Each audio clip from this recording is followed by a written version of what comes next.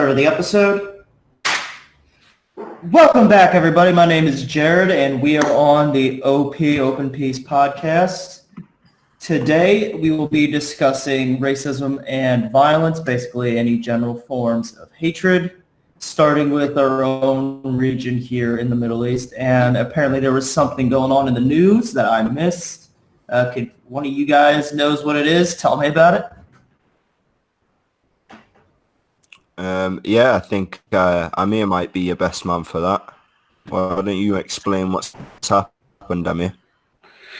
Well, there's been a few things going on since we've last kind of been on the podcast. There's been a few rockets that have been launched at Tel Aviv from the Gaza Strip, and retaliation to that, of course. And there's also been incidents going on in Ethiopia. I don't know if people have heard. There's a war going on at the moment in the northern region of Ethiopia between the Ethiopian army and the Tigray people over there. And it's a very, very dire situation. Wait, what? Really? Yeah, it's a very, very dire situation. There's like thousands of refugees. The internet was taken down. It's a really big mess over there. So, you know, that's the racism. The second causing that. The second you said there's a war in Ethiopia between the Ethiopian army and one of the ethnic groups in the north, that just brings me back to that just reminds me so much of the Eritrean Independence War, which, if you guys know anything about that, was a brutally devastating war, not only for the people, but for their economies and ability to recover. So, shit. How long ago did this start? A few weeks I did back. hear about it. Yeah, it's just a few weeks back. It started. It was kind of brewing for a while before that, but it's just kind of started, and it's really intense. It's really it's very bad over there, and I just think that the world needs to know what's going on, and people need to speak up and talk about it and try and do something about it, because it's a very dire situation for everyone involved over there, you know. And we've seen so many of these conflicts in Africa, in Sudan, in the Central African Republic, in the Ivory Coast, in Nigeria, in Mali, in Chad. It's everywhere. So I think it's about time we look at a different strategy and, you know, maybe try and de-escalate things and get rid of as many weapons as we can out of these tribal groups' hands and militias' hands, and de-escalate the situation. So Ethiopian offensive on Tigray capital has begun. Jesus Christ! And of course, we just saw the war between Armenia and Azerbaijan. Not too long ago. Yeah, it wreaked havoc for a month. You know, it's just endless. You know, and maybe. You know, it's about time countries got together and said, it's time to just finish all these border disputes and wars that are going on, settle it once and for all, and start living like human beings, you know. Settle it once and for all. One more world war. One more, and that's it. No more after that. That's what we're not too far. Yeah, that's what we got to try and avoid.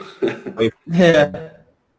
Also, I just realized I totally forgot to introduce my co-hosts.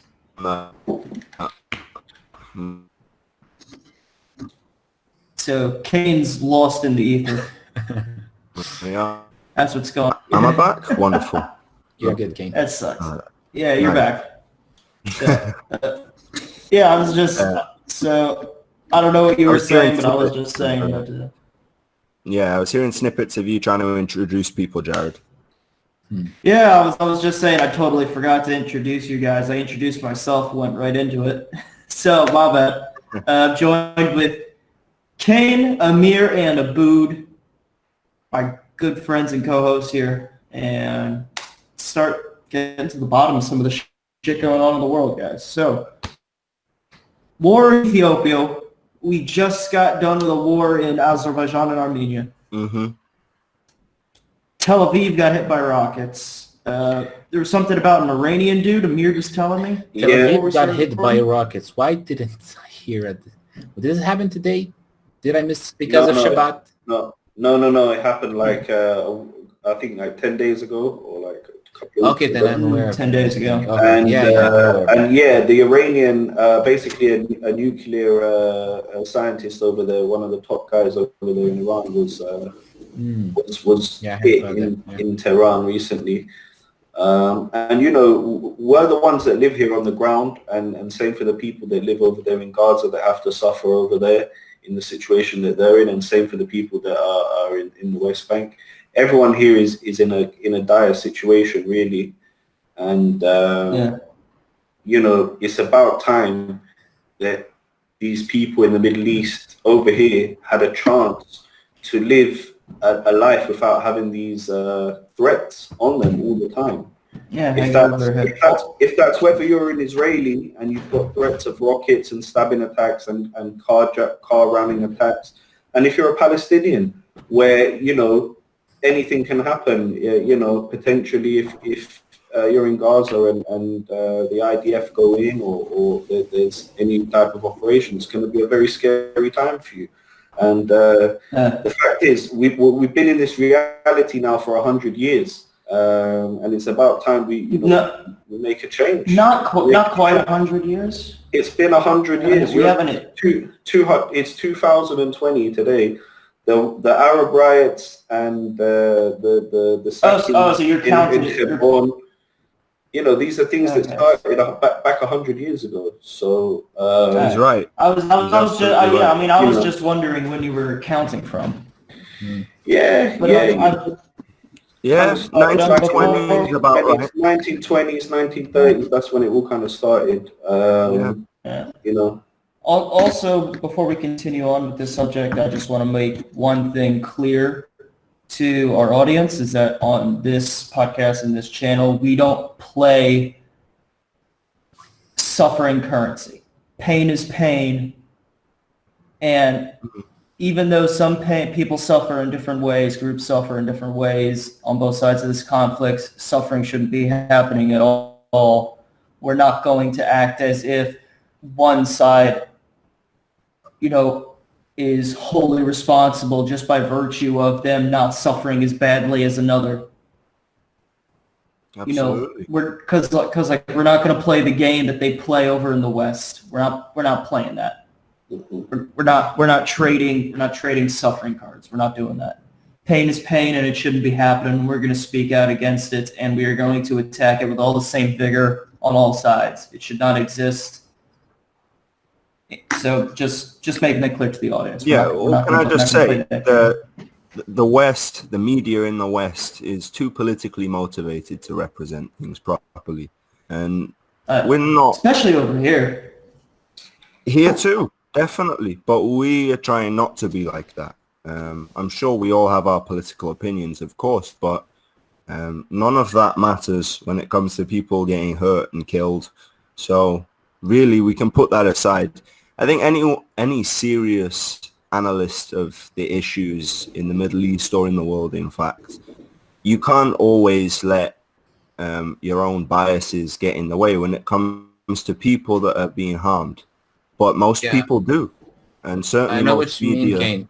I actually see that a little bit, talking about biased. I do see that as a Samaritan. I see Israeli and Palestinian media, and oh boy, you do see some kind of of course, you know, biased people towards something specific. But yeah,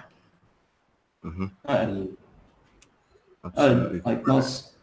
I mean, like, bias is just inherently something that's always going to happen. It's just a matter of, can people be conscious enough of it to prevent it from getting in the way of what needs to be done? You know what I mean? Yeah. Some people are not there's conscious always going to be bias. No. I mean, that's the point. That's the point of bias. Like, exactly, you're not like the most effective type of bias is the bias you aren't even aware of.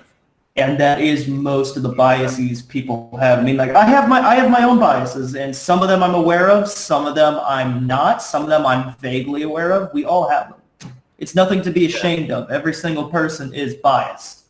All right, bias doesn't mean evil or bad.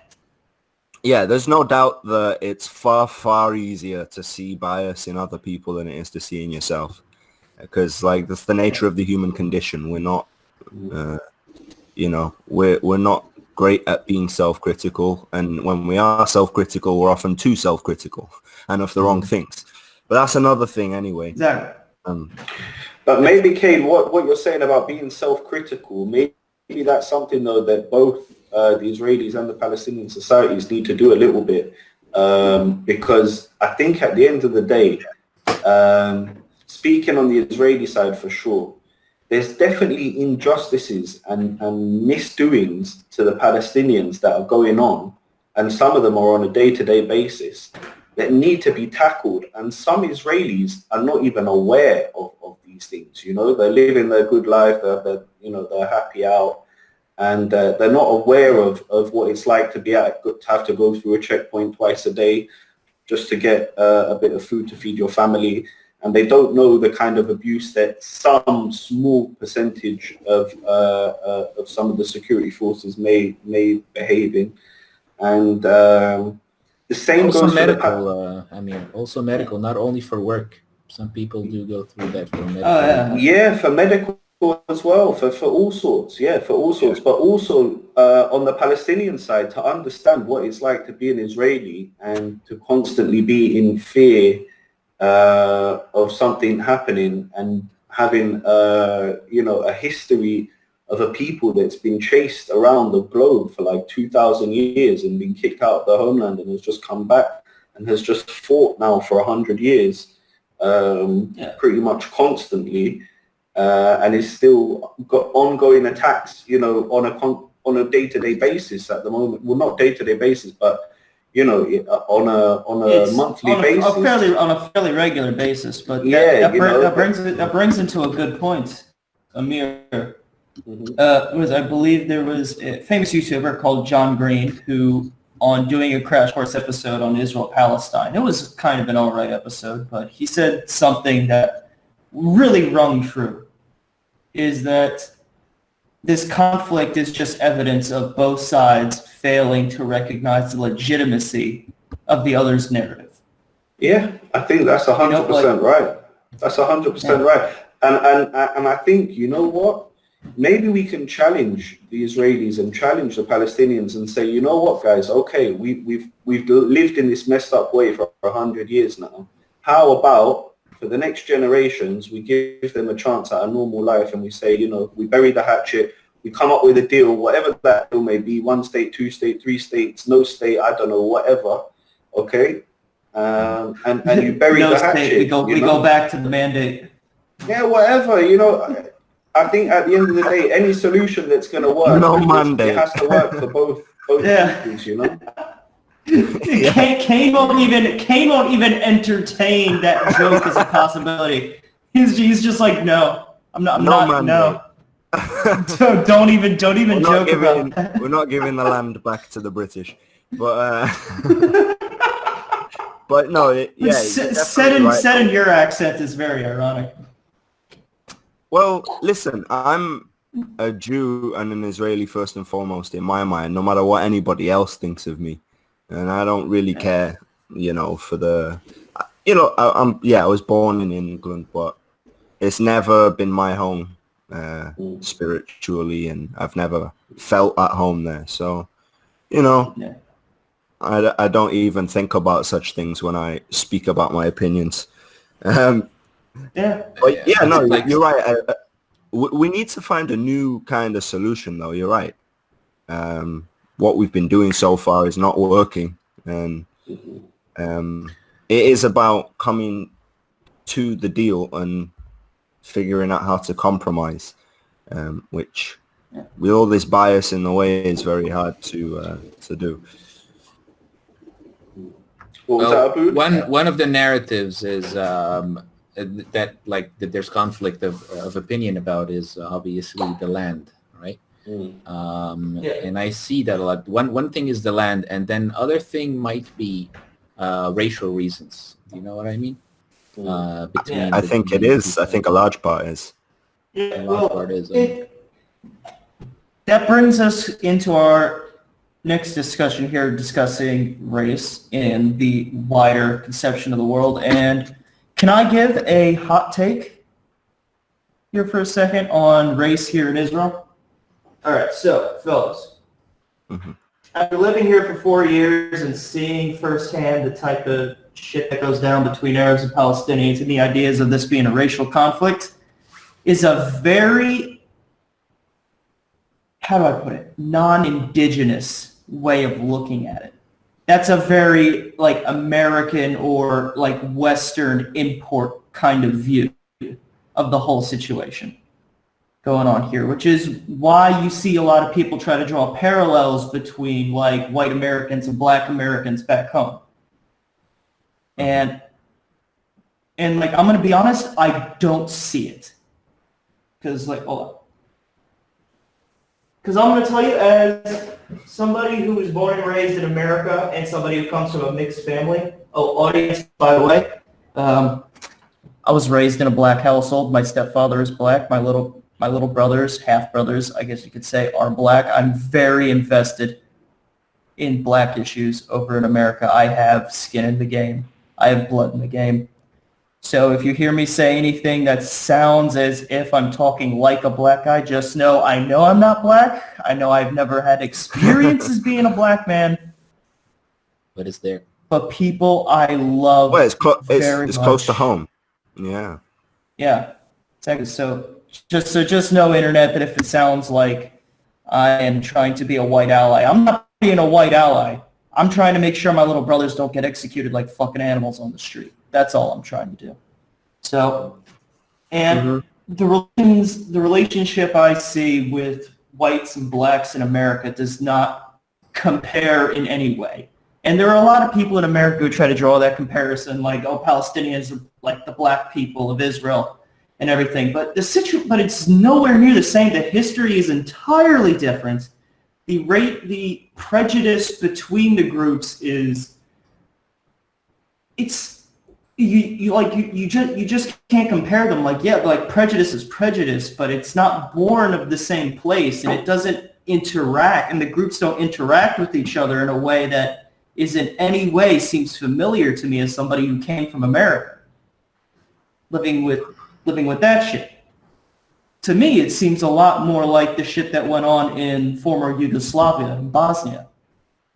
Seems way more like that. Two groups that are very similar right out of the gate, like, pitted against each other for political reasons rather than historical reasons. Yeah. I agree, man. And it's something we see as well a lot here in Israel. In Tel Aviv, there's a lot of racism between African refugees, people that live in South Tel Aviv. Yeah. And you do hear people say things here in Israel that, anywhere else would be considered awful, and it's absolutely not making any excuses for it, because also, for me, there's not an ounce of racism in me. For a start, I'm too mixed to be, racist towards anyone. And he may not look like it, but the motherfucker's a quarter Jamaican. It's not quite. I mean, like, I thought he was taking the piss. I thought he was taking the piss. Motherfucker has receipts. He has receipts. Yeah, so that's worth mentioning, I guess, actually. I don't know what fraction I am, but there is some black in me, yeah. My family through one of my grandparents comes from the Caribbean. I'm told Barbados and Cape Verde mostly. So it was never really a part of my upbringing. Like, it wasn't, really talked about because that particular grandparent was never in my life.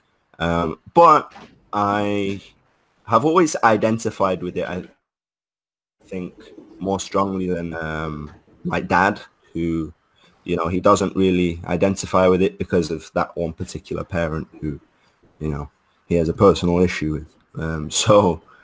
But I've always loved the fact that I have, I'm mixed race and I've got multinational blood. And just in general, like, I have no hatred towards any people. I really don't. I believe that every group can be brilliant. People in every group can be brilliant, and every group has scumbags. Yeah. It's So, yeah. also important to bring like also minorities maybe in this, like like minorities can also be affected by some kind of discrimination, you know? For sure. Yeah, well, I mean, minorities are inherently vulnerable to discrimination and violence by the very nature of being the minority. Yeah, You know, like, that's just a probably pattern why that the we've seen all throughout Samaritan history. numbers went down. See what I mean, Jared? Yeah. That's why probably at some point the Samaritans numbers went down a lot. For sure. Yeah. Well, I Because of mean, being of minority. course, I mean, this might just be ignorance on my part, but when I think about the population numbers of the Samaritans going down, it seems very much an extension of the genocide that happened to the Jews during the Roman era and the discrimination and oppression that continued on afterwards up until, I'm not even going to say funnily enough, until the Muslims came through and were way nicer to us than the Romans and the Christians after them ever were. Yeah, way nicer. Also, I want to tell a story, and I want to check if it's okay with Kane first, because this kind of bounces off what you said, because even within people who don't hold hatred in their heart, hatred can come in. And I've experienced this personally, and I'm pretty sure Kane knows the story of what I'm about to say in regards to that. I want to know if it's okay with you, because like this story also affects you as well. Yeah, but obviously we're not going to use names. If you No, want to tell the we're story, not. Yeah, we're not going to mention a name. Don't want to use names. For the sake of the family. But yes, I know where you're going with this, and absolutely, I feel exactly what you're about to describe as well, or felt in that fleeting moment. Go ahead, Jared. Yeah, it's a very scary moment for me. But all right, so a friend of ours in the Army passed. He passed while he was in the service. What happened to him exactly isn't important. Just know that it wasn't as a result of combat or any type of situation like that. Very dear friend of ours. Mm-hmm. And there were certain groups of extremists on the Palestinian side who were accusing him of taking his own life because he was guilty for shooting children in Gaza. I found this on... Yeah, you found that and sent that to me. I found it. I don't even remember how. But Was it like an article or? It was some kind of article. Yeah. It might have been from Al Jazeera or something. I'm not going to say it was Al Jazeera because I don't remember. Yeah, but it was... I remember it perfectly. It was literally just some Facebook group of people who were making shit up. And I just want to say, this guy, our friend, he never served anywhere near Gaza. He only served in the north. He never fired his weapon like outside of a live fire drill on base. He never fired outside of the shooting range. And secondly, they accused him of being a sniper. He wasn't a sniper. He carried anti-tank equipment. Yeah.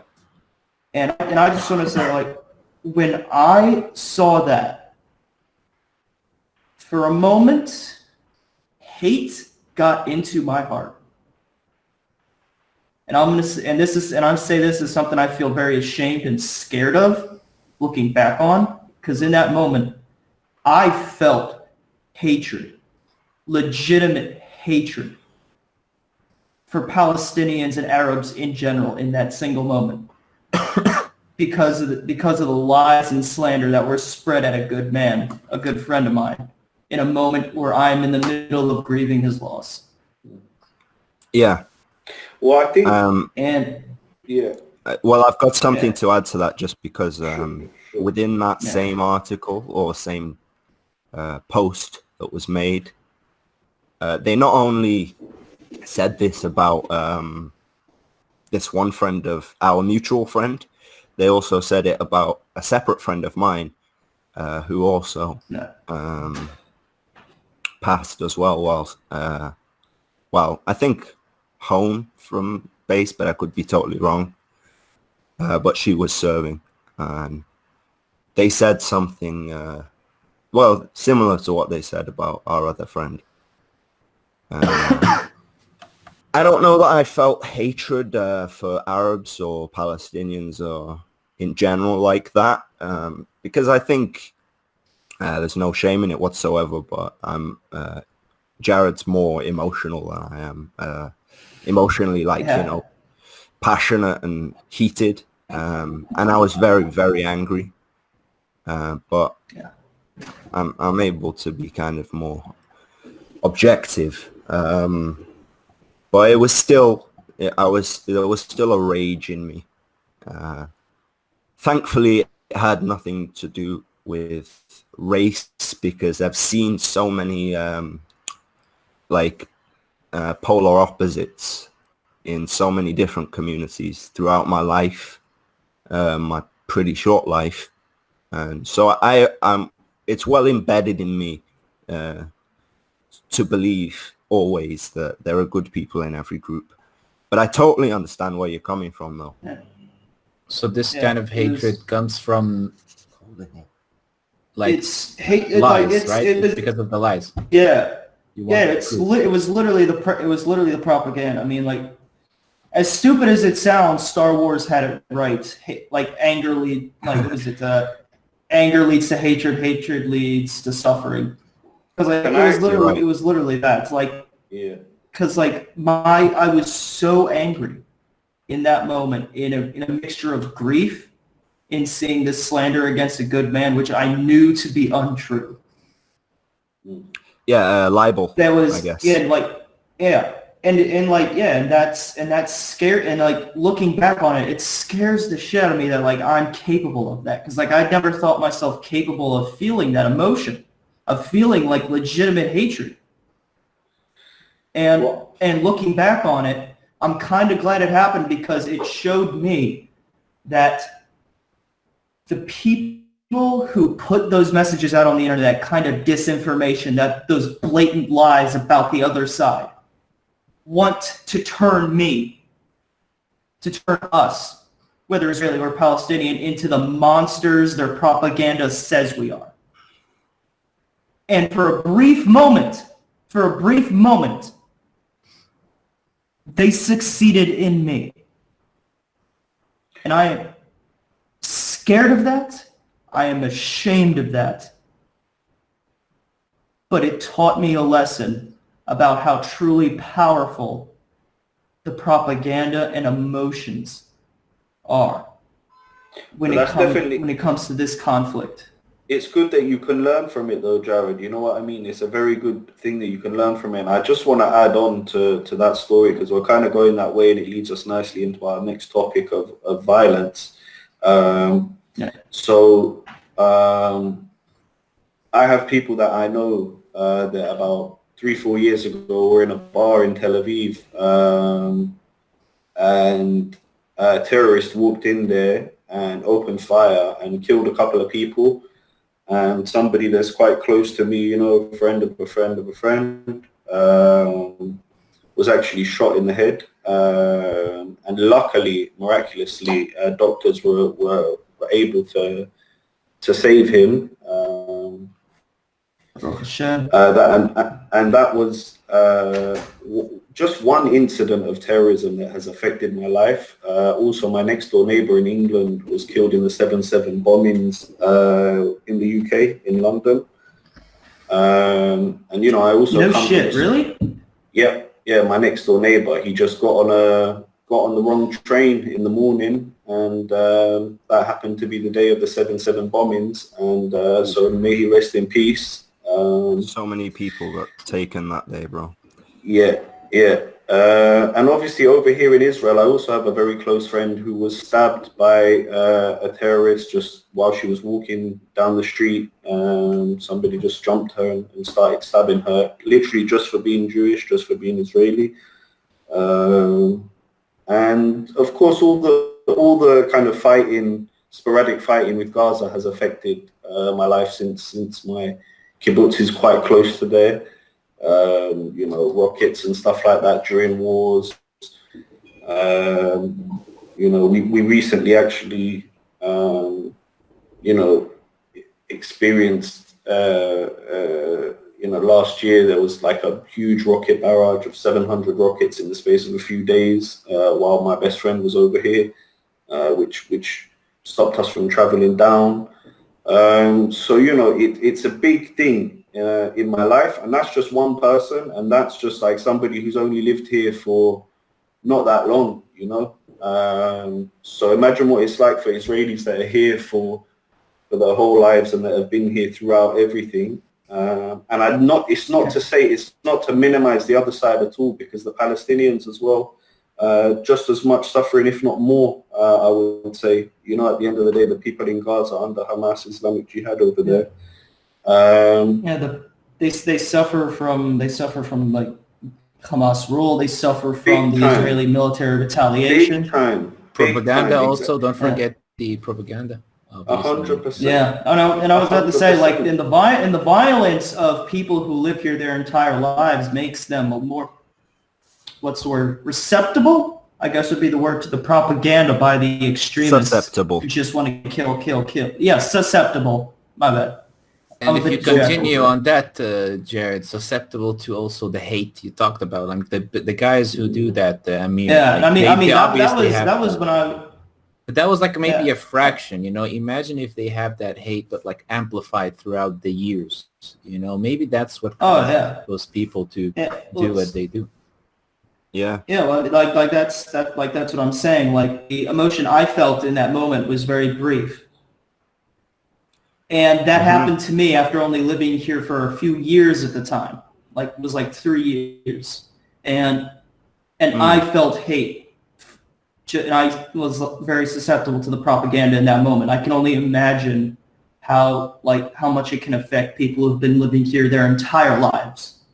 But there's no surprise that you felt hate in that moment, or any surprise that, that makes me sound anybody. bad. No, it doesn't, because like, as Jordan Peterson says quite often. I'm sorry if I hit the mic there. But he's spoken before about, and I've seen it myself, that there's a monster in everybody. Every single person has the capacity to do terrible things. I'm not going to like misquote him, so don't take anything I say as like verbatim, but he said that he, in his time as a clinical psychologist, he spoke to people who had done terrible things, including two guys that had like beaten someone's leg to pieces with a lead pipe. Yeah, exactly. And he said he thought about it, and he was trying to reconcile that terrible act with the quite small and unimposing looking men that he'd see before him. And he thought about it, you know, could I do that? And at first he was totally convinced there's no way. And he thought about it after a while. And he said that he eventually decided, yes, I could probably do that. And I'm saying there's a billion reasons why you wouldn't do that. Why generally normal people won't do that. Societal reasons. Legal issues. But we're probably all capable of doing terrible things, to at least to people that we have strong negative feelings towards. So it's not a surprise that there was something in you to be awoken in that moment. But The point is that your strength of character came through in the end and made you realize the error of your ways there. Definitely. And Just also, hold on. I just want to add a quick caveat again for the audience. We don't play political games on this show. Just because Jordan Peterson is right wing or conservative, and you think that means like everything he says should be absolutely not. But I'm talking about his profession, like just because you just opinions. Oh yeah, of course. But I just want to make that clear. I just need to play. That's literally the same thing that I'm making clear to the audience is that just because you disagree with him politically doesn't mean he's incorrect about quite literally everything. And we don't condone certain political views that he has. In my opinion, certain things that he's said are a bit problematic, are a bit scary. Quite a few dog whistles, a few anti-Semitic ones, in my opinion. But that doesn't disregard his expertise in certain areas, especially in clinical psychology, which he does have a degree. So don't think that this is an endorsement of him politically. That's not what this is. And I just wanted to add that quickly. Back to you, Amir. So what I was going to say is the incident in Tel Aviv that happened, the terrorist actually managed to get away. And obviously I was so upset and very angry at what had happened. I would check the news every single night to see if they had caught him, you know what I mean? And it took a while. It took them like 3 weeks to a month to actually find the person to hunt them down. I believe he went out in a gun battle. He was hiding out in a hideaway. And when the police approached, he opened fire. And I felt that raw thing inside of me where I didn't feel sorry for the guy. You know what I mean? I was like, okay, well, you know, he did what he did and he got what he got, and that's that. Mm-hmm. And I think it's sad that we're in that situation and that we've been in that situation for so long now. And all these things that happened, the endless rocket fire, the endless attacks, the endless wars, it kind of it hardens people up, and it's just sad to see such wonderful people, Israelis and Palestinians together, you know, going through this instead of living a great life together side by side. It just it really pains me, and I think we need to tackle the issues, and I think two of the main issues are being spoken about today: racism and hatred and violence. You know, and just so people know, I want to break down a bit of the kind of the issues to do with violence here within Israel, since we've seen a spike in a lot of things since Corona, and one of that is violence against women. It's gone up in a crazy amount, and that's obviously something that it's discussed, and it needs to stop as soon as possible. And of course, on top of that, we deal with terrorism issues. We also have street gang violence, you know, which is not that big, but it's still prevalent.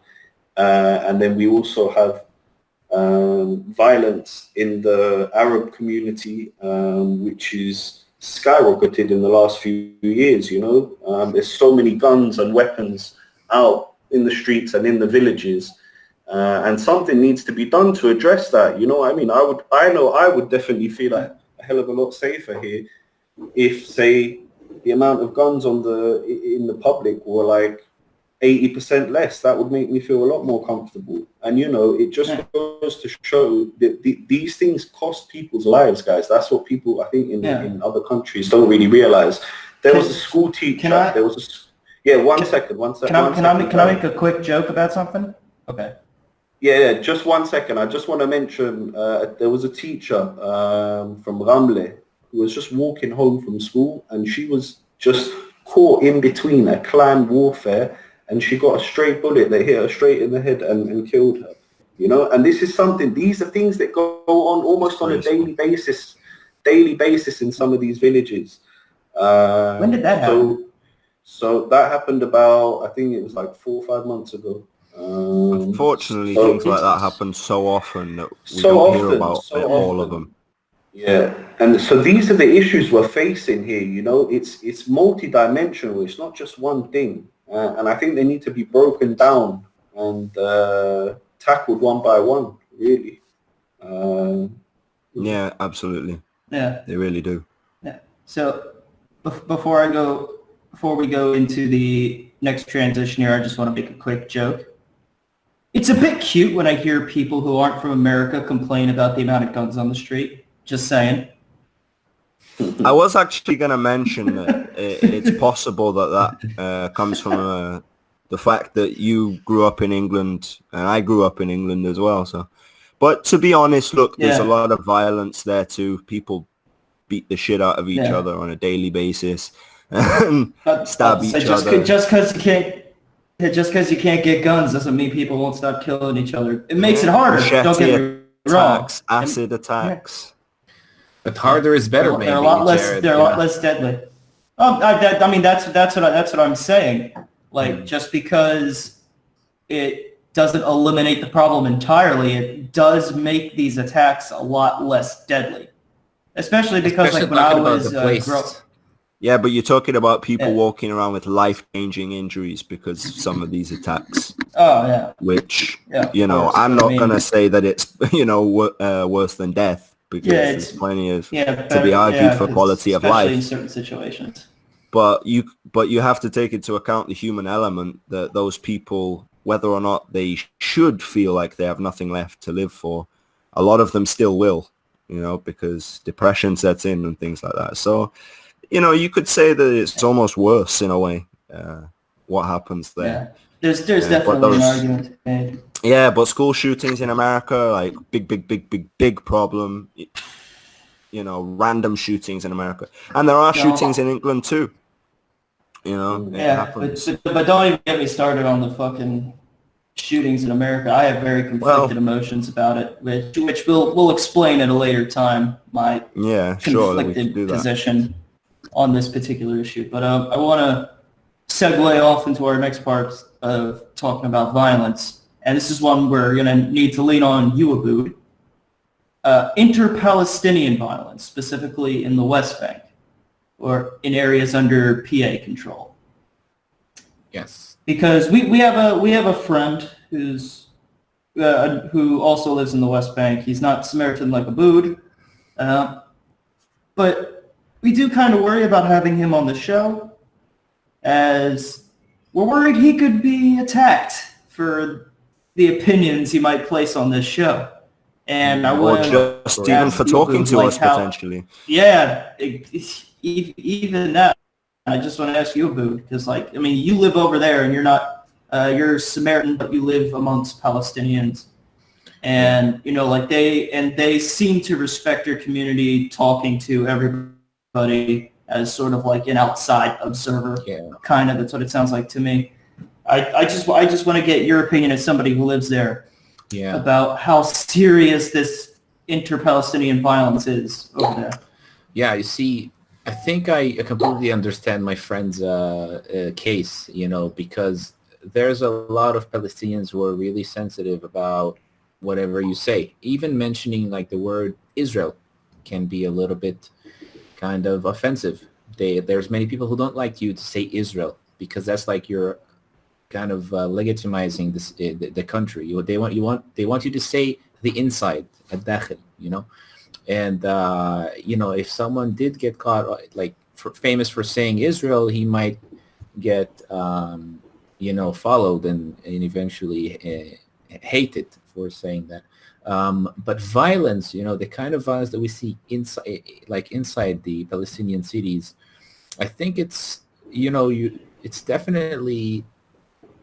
The problem with it is that they justify some of it. And if someone, for example, does some kind of an operation or a terrorist operation in an Israeli settlement or in an Israeli city, the next day, for example, I remember this one time I was in the university. They were just, they were just giving sweets out. They were literally giving sweets out because of this thing that happened of a guy killing an Israeli. So I think this is a huge problem, and it is also grows with education. Since you are in the first grade, second grade as a Palestinian, third grade, there is really little understanding of the Israeli perspective. You kind of grow up in this violence, kind of, the people who does these kinds of things are heroes. I think that's a huge problem because, heroes inspire other heroes, if you want to call them like that. So it's air quotes heroes. Yeah, so it's I think it's one of the major problems we do have.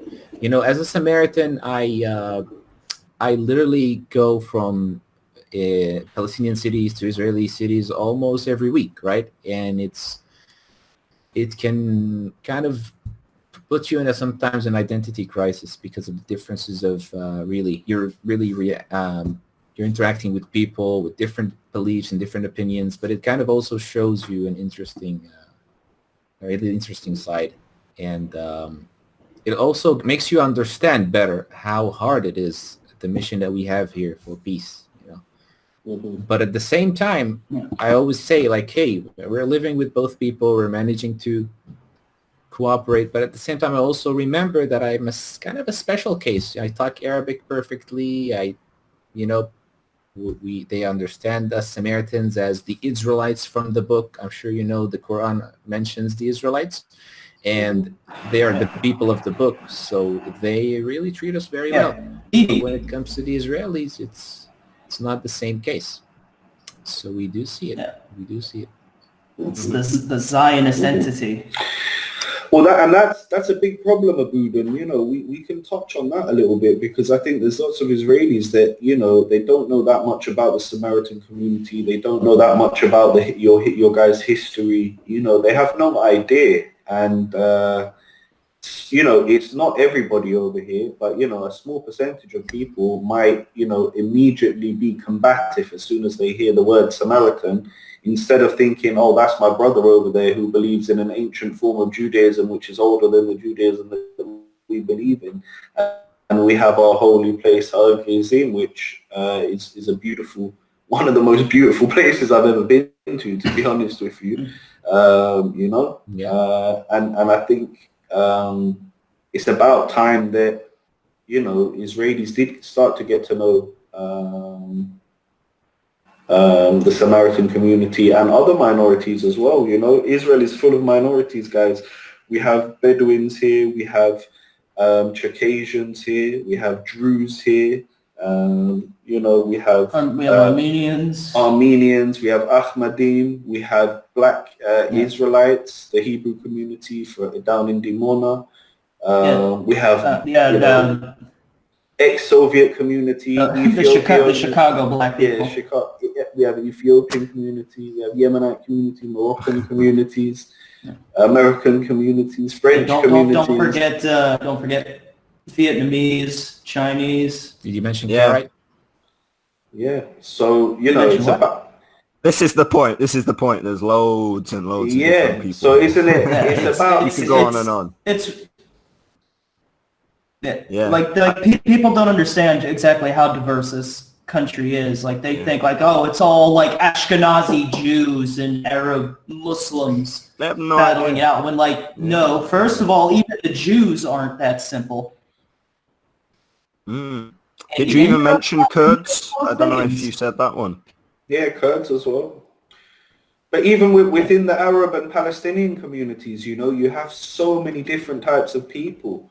So many different types. And I think it's about time that instead of this kind of combative hatred / violence way of going about life, we kind of all just calm down a little bit and not even say we've got the solution here. It's one state, it's two states, it's three states. No, just say, you know what, we don't know right now, but we're going to build a 3-year plan, and we're going to work on this step, that step, and that other step that is critical, and do it as a process, because it's going to take time, it's going to take effort, and it's going to some take real kind of learning from history and looking at the You're mistakes we've made it in talks before, and kind of rushed things here and done things here and made agreements here. And, you know, because I hear a lot of people say that before Oslo, things were more peaceful. And that sounds funny, right? You know, after a big, huge peace deal, things got worse. And then there was the second Intifada, which, you know, both the Palestinian community and the Israeli community find it very, very hard to get over because of the horrific things that happened on both sides during the second Intifada. We should also mention that the second Intifada was way deadlier than the first one. The first one was essentially a list of riots and protests. The second Intifada was a legitimate war. So just a little bit of context for there people were who tanks. There were tanks rolling around Jenin, and there were buses being blown up, you know, every next day in Jerusalem and in Tel Aviv. It was a terrible, terrible time. And this is what I'm trying to say, guys. It's about giving the younger generation a chance at a different future, because, you know, we've seen it. We've lived through it. We've been through it. It's obviously not the right way to go about things. So. Totally agree with that, yeah. And it's worth mentioning something, actually. 1 second, Jared, 1 sec. It's worth mentioning one thing. You said we need to get on with it and find a solution, and we definitely do. But you also mentioned a two-state solution, a one-state solution. I was watching something the other day with, I think actually you sent me it, Amir, with the 3 Palestinians and 3 Israelis sitting opposite each other and talking. And it was mentioned the two-state solution, and the religious Jewish guy, the Orthodox guy, he said he wouldn't I think I know the video you're talking about. Yeah, he wouldn't even let the Palestinian guy suggest a two-state solution.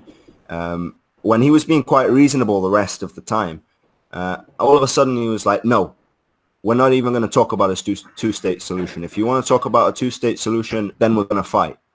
And because the religious people, they don't want to divide up the land and not be able to go to Hebron or, you know, any of the multiple sites that are holy to Jews, and they currently can't really be there. But I think it's about taking those positions that they hold, right? And the same with the Palestinians that hold the position that they want Kul Palestine, and they want from the Nahar to the sea, you know, then that's not going to happen. And what the Jewish not fanatics, but you know, some of the religious community want, both of those are not feasible things. And this is where you need to say, okay, we need something new.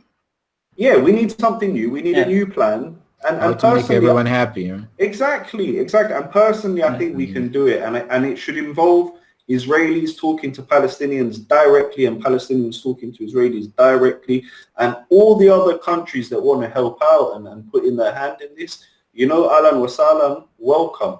But it has to be first and foremost Israelis and Palestinians talking to each other, and then these guys coming in with the help. First of all, Israelis and Palestinians, that's it. And that brings us into the next segment that I kind of want to bring up. But before I say that, I just want to say, like, that's the first political position we have endorsed on this show, restarting where Rabin left off the negotiations. Just want to say that's like the one thing that we've endorsed so far, and we endorse it wholeheartedly. We need to restart our negotiations. And we 100%. Going into our next segment now, the people who want to put the violence and this conflict, and they want to frame it in a religious light. Big problem. There are a lot of people there are a lot of people on both sides who have been trying to do that, and it still stands as a mostly secular nationalistic conflict. But that can be solved. Like that can be solved. Secular conflict can be solved. Once we start framing this as a jihad or a harem, then it becomes intractable. and there are a lot of religious Jews who want to frame it in that kind of light, like the religious Zionism, which I have my own reservations about, the Islamic jihadis, such as generally the PLO. You know, they're a very Islamic organization, and Hamas is even way more religiously doctrinal. But it's sad that the word jihad is seen that way now. You know what I mean? Well, I mean, we already discussed the word days. Jihad in a past episode. Yeah. We already discussed jihad in a past episode, so. Yeah. That's a very important point, Jared. I agree with you. I always say that actually to many tourists who ask me, what's the Samaritan's perspective on, because we lived with both people, how is religion impacting both people?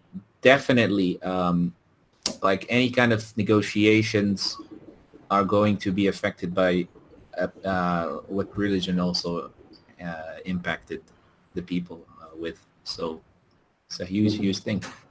It's a huge thing. It's a mindset. It's a belief that someone has, like an ideology that they pick up, and it just becomes like life or death, really. It just becomes life or death for them. Yeah. Radicalism, anyway, right? Yeah, it is. But you're right, it's a solvable issue, and we can figure something out with that. But actually, like, look at what's going on elsewhere, you know? I think it was in Baghdad Square not too long ago. You know, the Soleimani sent people to shoot secular protesters in the head.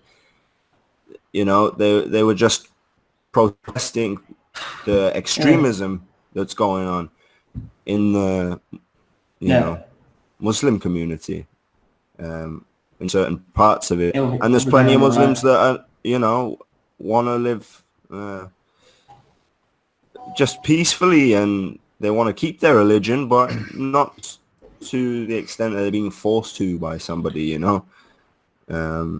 And so we have a challenge to overcome, in the sense that there are other forces pushing back the opposite way, trying to force people to be religious.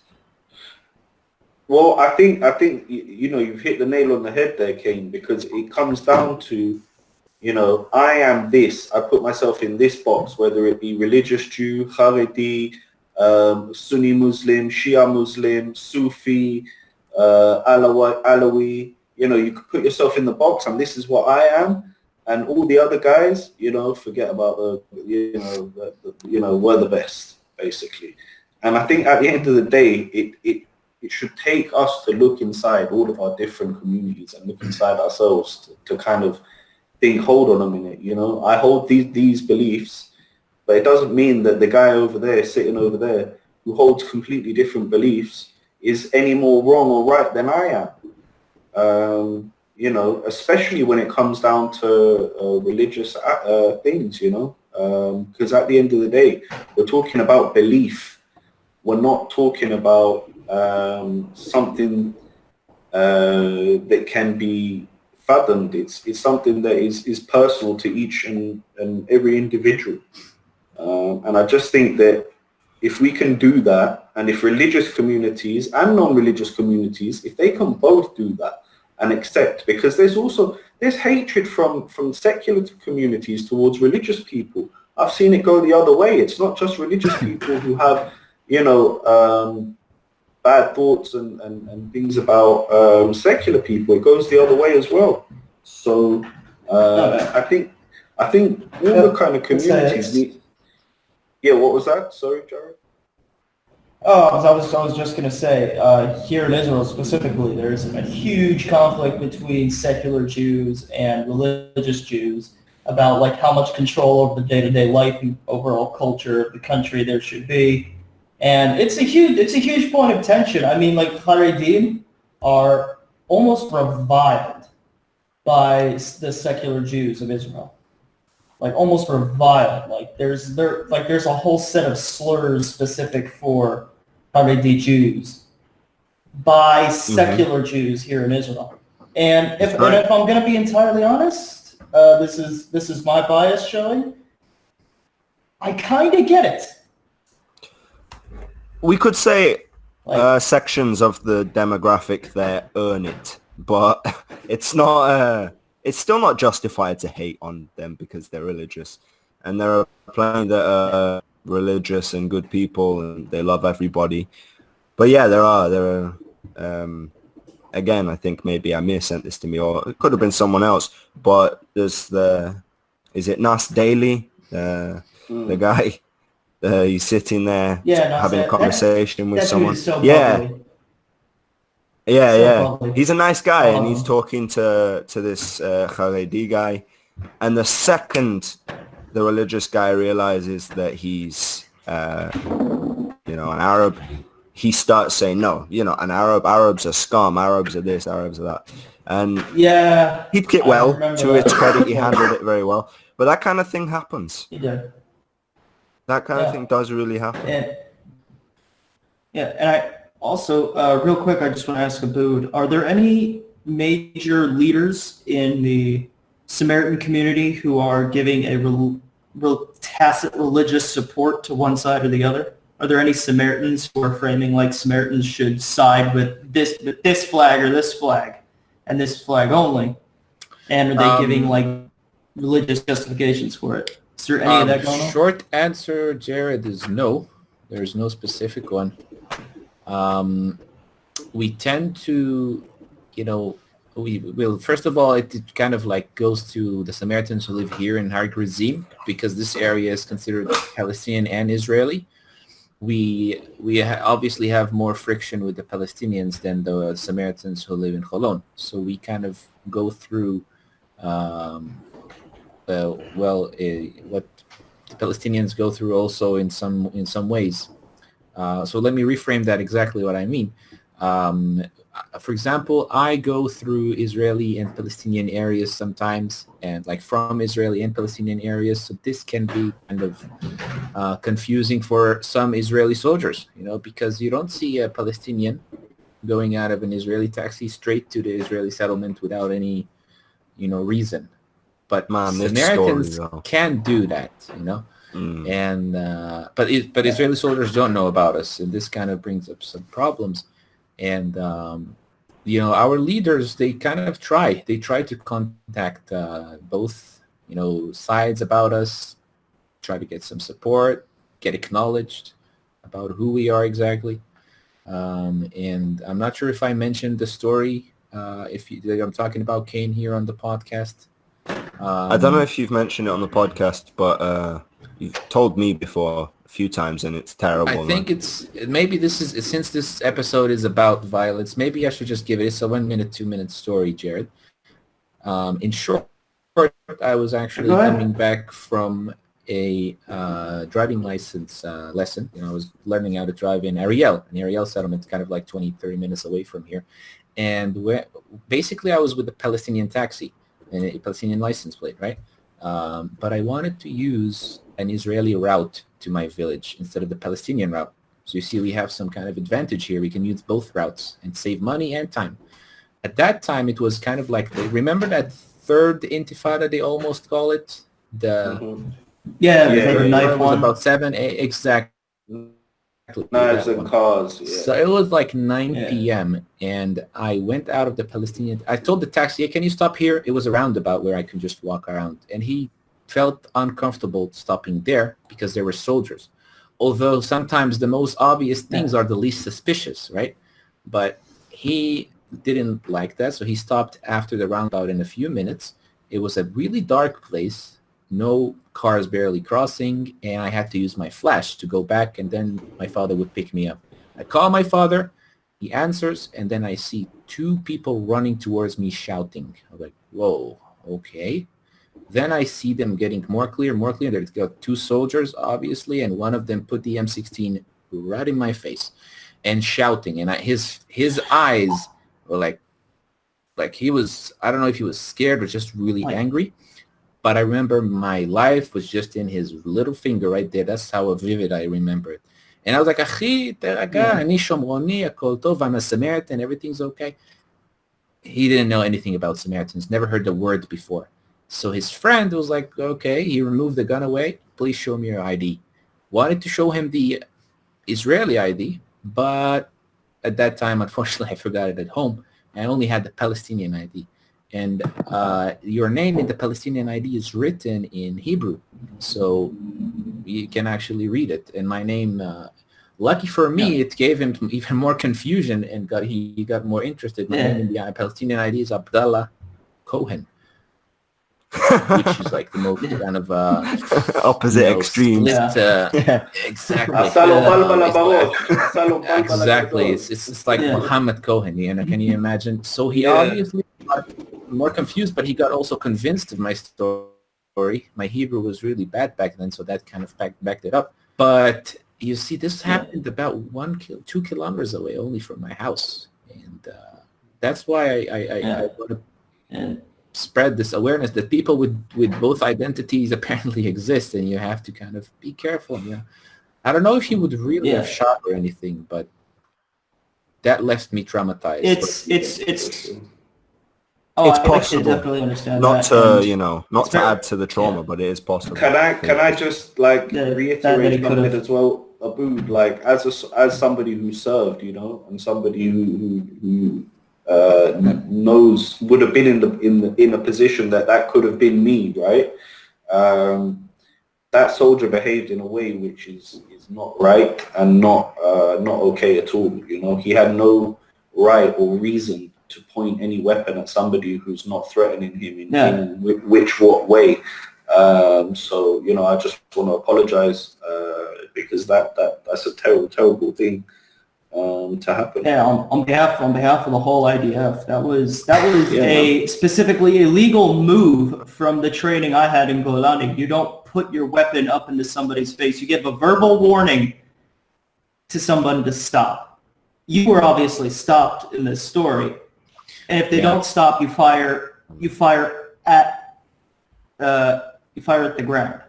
Fire a warning shot. I definitely You don't just run up and put your gun into somebody's face. That was definitely somebody who was freaking out because of the situation. He was very freaked out. Got his training, which also I want to ask this because me and my granddad have a larger theory about the lack of or the decline of discipline in the IDF in this situation, which we blame on the occupation because we have to spend more time playing super cop rather than training. Did you notice his kumta, what his beret was? Did he have his beret on him? No, that was a long time ago. I don't really remember. But definitely not Golani or anything like that, if that's what you're asking.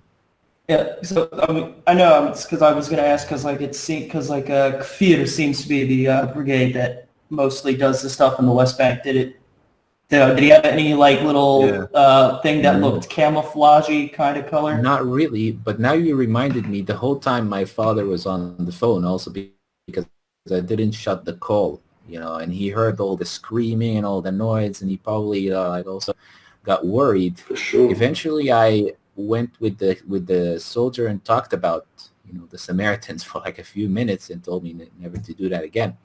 And the funny thing is, other Samaritans did it and almost had what I had, which is confusion on the part of the Israeli soldiers of why would someone go out of a Palestinian taxi to this area? Just don't know that there's dual identities.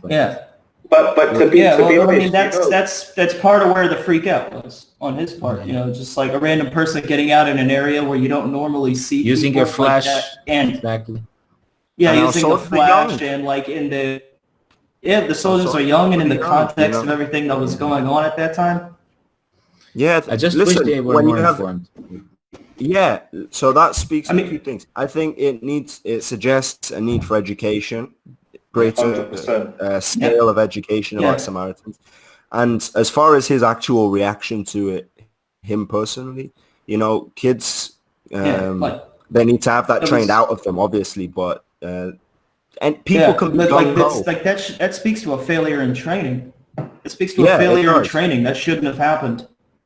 Which, to be fair to all sides as well, because of the situation we have here and constantly being on alert and, having a need to defend ourselves and having a people to defend ourselves,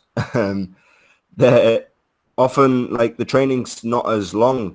The training process is, shortened compared to most other countries. Well, speaking about education, I have like 30 women in the IDF coming actually to learn about the Samaritans this week. I'm really that's a excited good thing. about that, Yeah, that's 30 people great. can tell a lot of Nice. Yeah, so they are sending, people That's a displaced positive and move. teaching them about it. But yeah. Definitely. Well, it's funny that there isn't already, because the Samaritan and Jewish communities have been intertwined for thousands of years. So for them not to know, it's it's a bit silly, really. Yeah. Well, I mean, it seems silly on the surface, but we've been separated for a very, very long time now as peoples.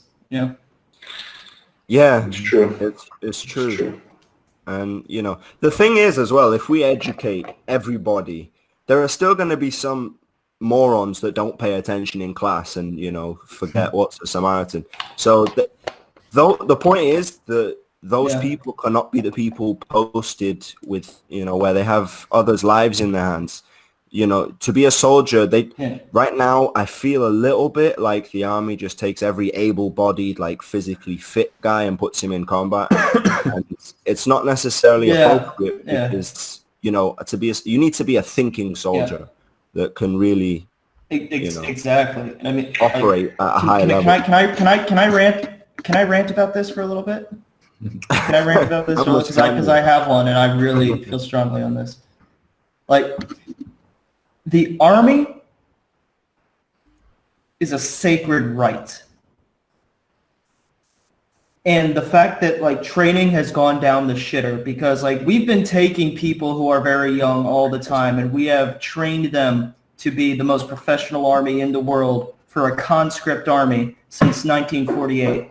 We've made them into the most professional army in the world. And to see training fail like that, and it's becoming more and more common these days, it speaks to a rot in the IDF that I can't stand. The IDF has the sacred role of defending the Jewish people and defending our nation and our land, and that is a truly sacred right.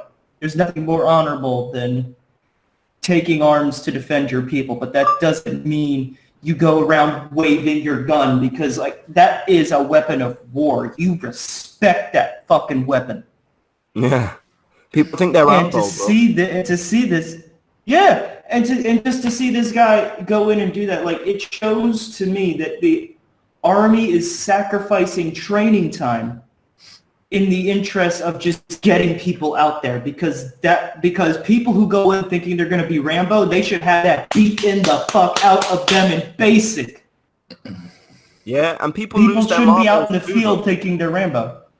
It's terrible, and it needs to be monitored carefully when lives are at stake.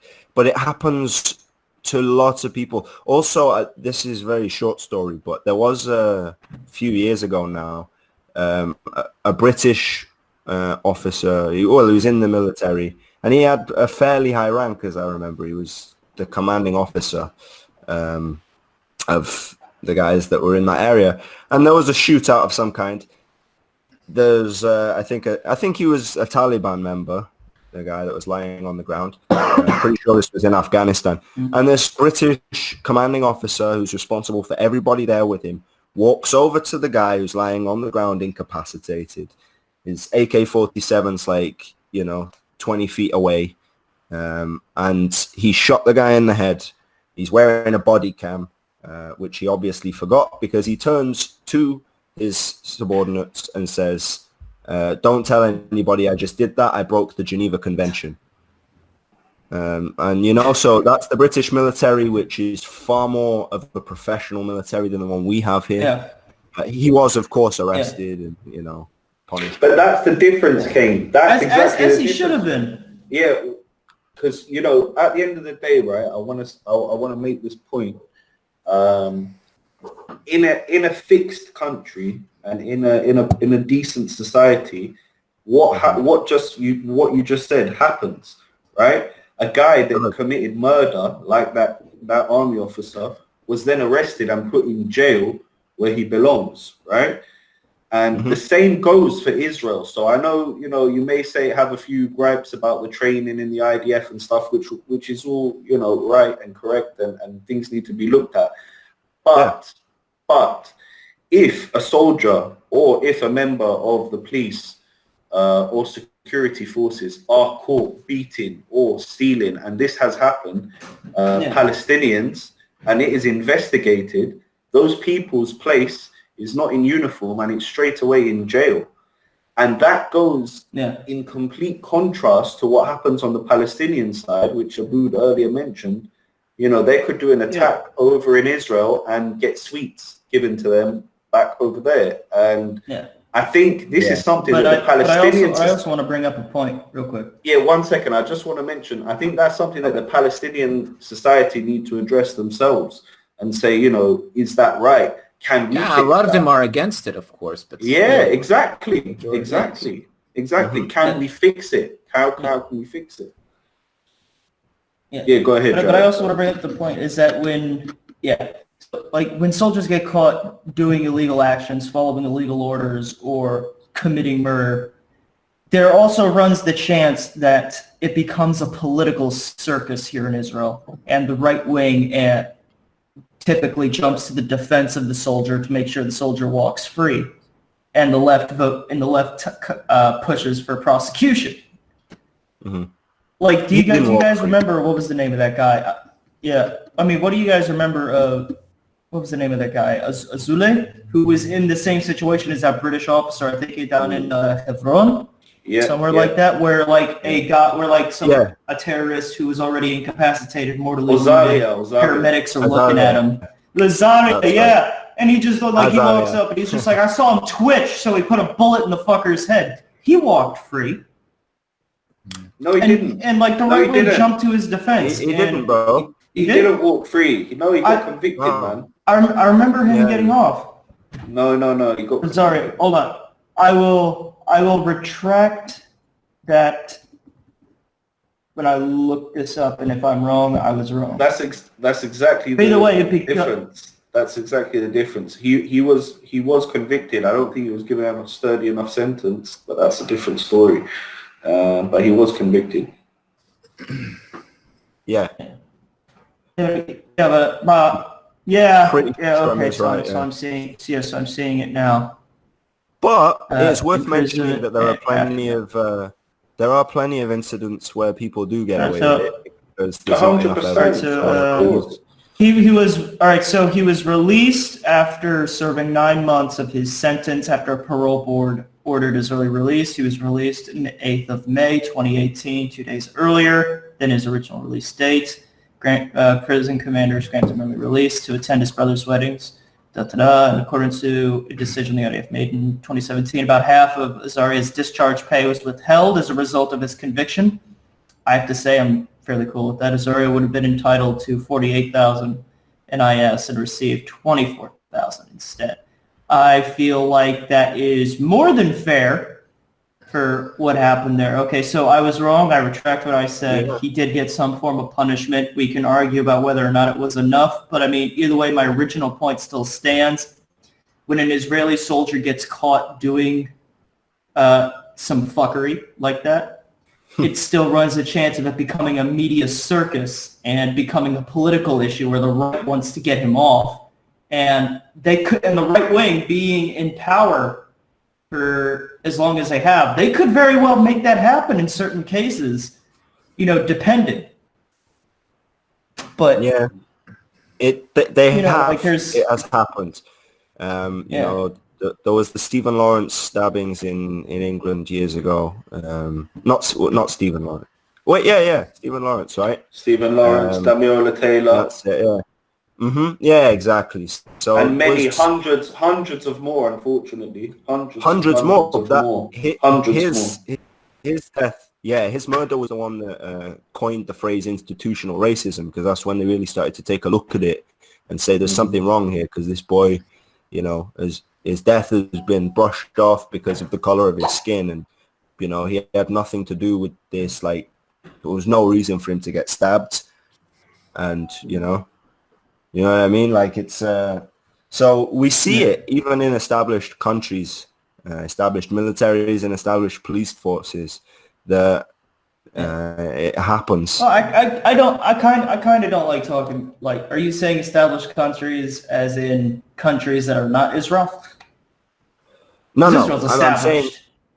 no, of course it's established officially. What I'm talking about is that maybe, how should we say it though? The system is not cemented yet, and nor should it be, because Yeah. it's still faulted Yeah, massively. it's England has a been a fairly new country system. for a You're long right. time. Yeah, so Yeah. they should have their ducks in a row. They should have their shit together, and they don't always. Quite often they don't. All right. For sure. All right. So that's what I mean. All right. So I'm getting a weird effect in my headphones, but it's actually kind of all right because we're coming up on the end of our time here, boys. We're going to have some quick closing statements because apparently Abood needs the little boys' room. Yeah, that's true. So closing statements about everything we've talked here today. I just want to say, I'll give mine first. Please do. There's a lot of issues. There's a lot of issues over here in this country on both sides. People who have their own reasons for hating, but the hate is there nevertheless, and it shouldn't. People suffer on both sides. They suffer differently, but suffering is suffering, and it's not a game to win points. None of it should be happening. Our military on the Israeli side suffers from this conflict. Our young boys are given less training than our parents and grandparents got when they joined up, and it's showing. And these are selfish reasons I'm giving to Israelis to push them back to the negotiating table. It's better for our country to have a negotiation here. Mm-hmm. It's really basically the point that I'm trying to say is I moved to this country because I love this country, and I will raise my kids here, and I will be damned if I fail to give them a better future than the today I have. Bravo. And that starts here with us. All right. Anyone else? Yeah, sure. I'll go.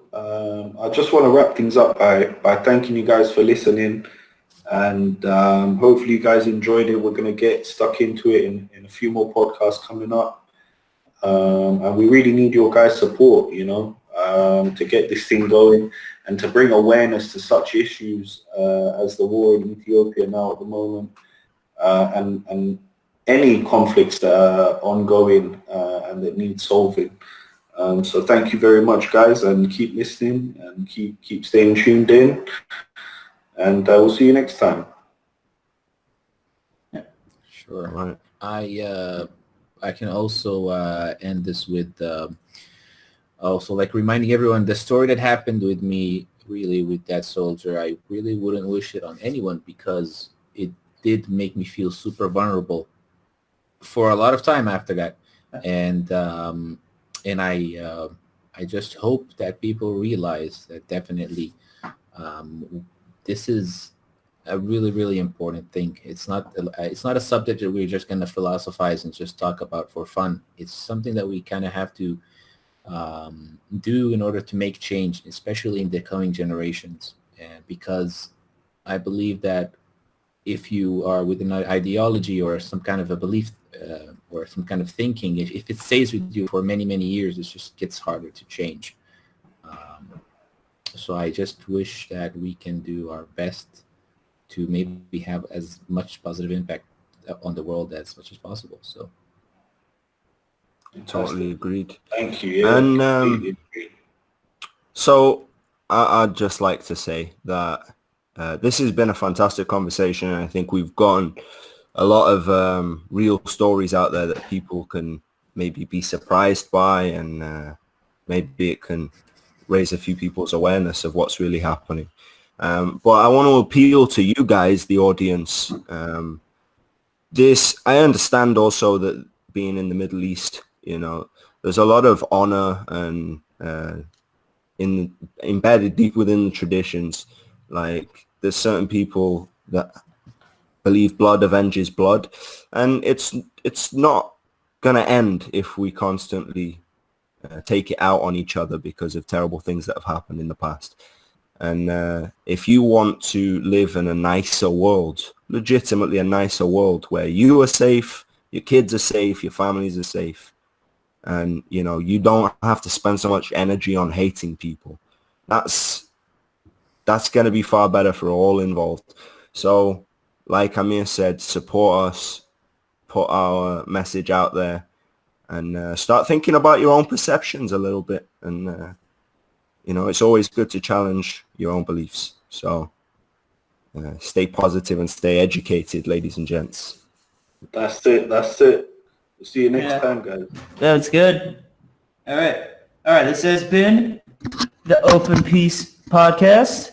Episode over. Boom. All right. Okay. Recording is Nice saving. one, guys. That was really nice.